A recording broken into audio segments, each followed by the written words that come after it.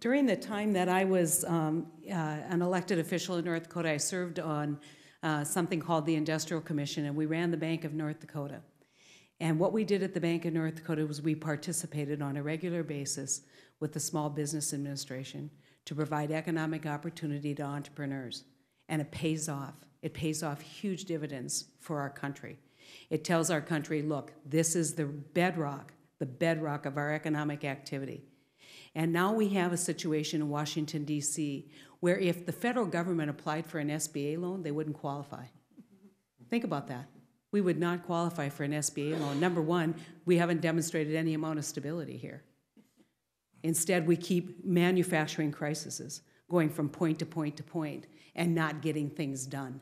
The same things we expect all these small businesses to do to run their business in an efficient, effective manner, do the right thing by their employees, but yet we don't do that here in Washington, D.C. It is the world's worst example of how to run a government. And here we are. And the great challenge that we have today is anytime you hear a concern or a complaint, it seems like there's another resolution over in the House to address the concern that's gotten the headlines.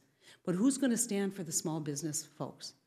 Who's going to stand up for that bedrock of the American economy in a time when we're relying on them to bolster and build our fragile economy back?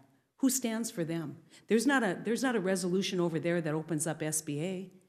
Not a resolution over there that helps them. Not a resolution over there that deals with Head Start. Many of the emerging businesses rely on Head Start programs for their employees and for themselves to build to have that opportunity to get your kid a great education while they're trying to build the future of their states and their country and their businesses. You know, let's stop the nonsense. Let's stop behaving inappropriately. Let's start funding government the right way, and let's start moving towards solving our long-term problems.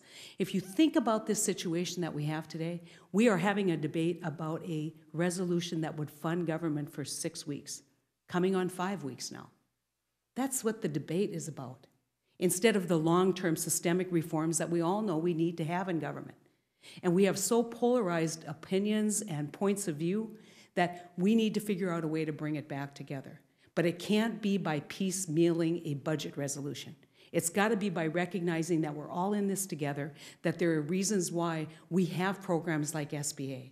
And if we jeopardize those and don't recognize the value of those, we will be affecting the bedrock of American economy. So I am very proud to join with Chairwoman Landrieu and my great friend, Governor, I like calling her Governor Shaheen, and with these wonderful small business people who are building our economy and building the future for our people and for our employees. And we hope that efforts like this and your speaking out will make a huge difference in terms of our results here.